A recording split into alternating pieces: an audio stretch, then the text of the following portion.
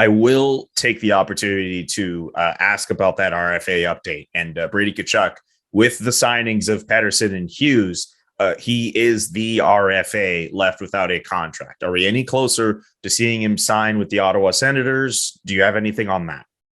We are closer because, look, Ottawa isn't even at the salary cap floor right now without him signed.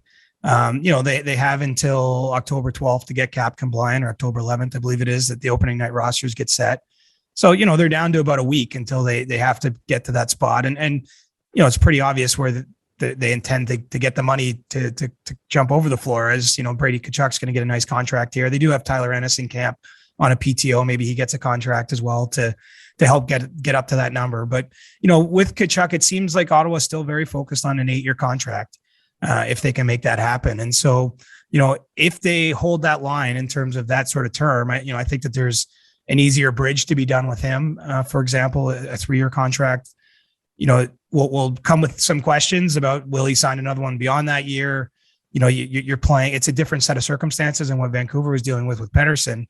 But as long as the Senators are fixed on an 8-year contract, I think we should be looking at his teammate, Thomas Chabot. He signed an 8-year, $8 million contract. I would expect, to get Brady Tkachuk signed for 8 years, it's probably going to take a little bit more than the $8 million Chabot got.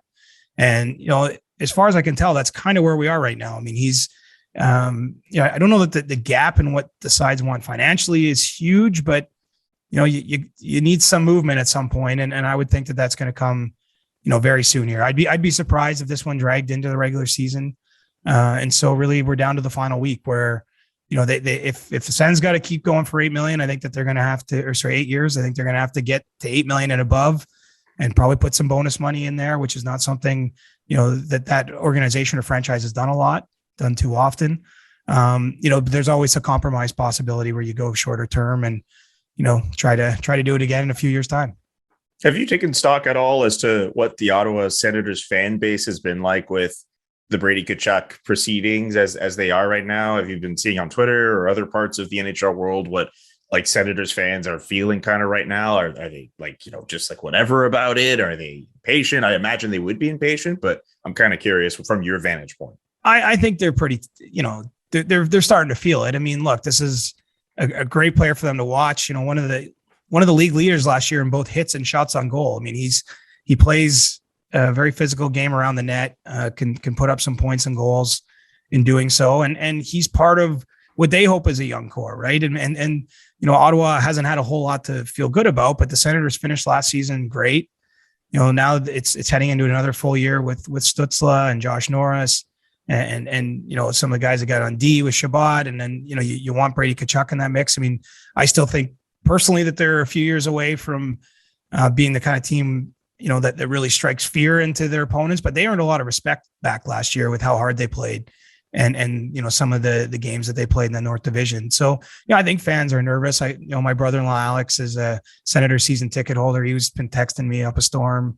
And I got a few people in my DMs always looking for Brady updates. So I think it's getting tense, but as I say, look, if you're a fan, you can worry, you can do whatever you want. I mean, I'm as irrational Blue Jays fan as there is. So like, I feel you, I'm not a hockey fan in the sense just because of my work, but I feel you. If your emotions are everywhere, I'm not going to tell you not to feel them. But if you look at this logically, I don't think you get too worried unless we get till next Monday. And if there's no contract, I think then, if the sides dig in and he starts missing real games, I think that's where the cause for real concern is. But they still got a week or so here to get this negotiation across the finish line.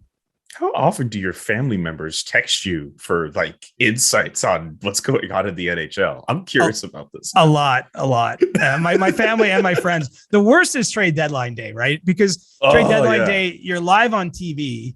And obviously that whole day, if you're me, we just ambush everyone that might possibly give us some information. We're chasing all these rumors that we hear.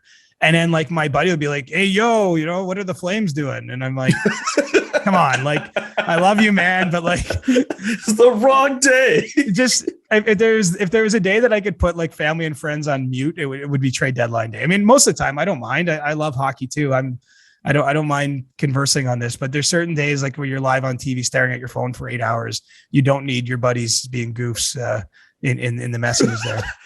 no, the worst must be like, I don't mean to hijack this and make this about trade deadline day talk, and we can have a whole discussion on that closer to the day. But I just imagine like you're working on set somewhere and you're checking your phone for, news on some player moving, and like your phone is just going off, and you check your phone and it's just like, hey buddy, how you doing? Did the Flames do something? And you must be feeling so like stressed out. Like I'd be stressing the hell out. Yeah. And the other one that lots of people love to do is like take a picture of you on TV from wherever they're sitting and then just text you that picture. Oh my God. It's like this, it's like meta or something. But like a lot of times it's like, say guys I know that work in front offices and they're just sitting around, some teams are kind of quiet that day and they're just sitting in a big boardroom watching us all talk about this stuff for 8 hours. And so sometimes you get that, but it's all fun and games. I mean, I actually can appreciate it because, I remember loving this too. Before I got to do this, I was that person. And, I try not to lose sight of the fact that people that care enough like that, like they help keep us employed. So, I try to give out the info where I can. I know there's a few people out there asking me to come on their podcast. I'm trying to do that too, while also balancing my day jobs here. But, I know we're lucky to get to do this, Julian. So, yeah. But I will say when we get, what is it, March 21st this year, I think is trade deadline. Like, don't be sending me goofy stuff in the group chat because you might see CJ get a little anxious in there. Oh, okay. Scout's honor, and we have this on wax. We'll have this on recording. I will not send you any goofy shit on March 21st during trade deadline day. Maybe I might just like send stuff to everyone else, but I'm not going to send you any goofy shit before 3:00. That's normally the deadline. After 3, maybe I'll give you like, the, hey man, you were great on the TSN panel or whatever, but I'm not sending you any goofy shit. I promise. Deal. You. I like that. And look, we'll probably be doing a show that night after. So we're going to have to talk that day. It's just, maybe when it's like 2 p.m. in the afternoon Eastern time, just like, let it lie a little bit.